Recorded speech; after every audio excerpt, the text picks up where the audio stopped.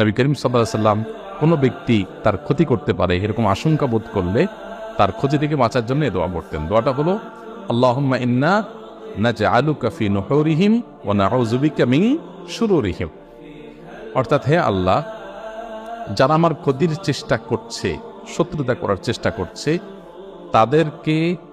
তাদেরকে উপযুক্ত শাস্তি দিয়ে দমন করার জন্য, তাদেরকে শেষ করার জন্য আমি আপনার কাছে দায়িত্ব অর্পণ করলাম। আপনি মেহেরবানি করে আমার হয়ে আপনি তাদেরকে উপযুক্ত শাস্তি দিন, তাদের থামিয়ে দিন, তাদেরকে দমন করুন, তাদের শেষ করুন।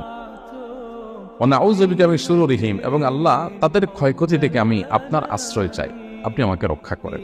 নবী করিম সাল্লাল্লাহু আলাইহি সাল্লামের এই দোয়াটা খুবই অর্থবহ একটা দোয়া।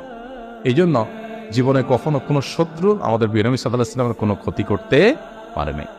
কোনো শত্রুর ক্ষতি দ্বারা যখন আপনি ক্ষতিগ্রস্ত হন, আশঙ্কা করবেন, এই দোয়া পড়বেন, আল্লাহ রক্ষা করবেন ইনশাআল্লাহ।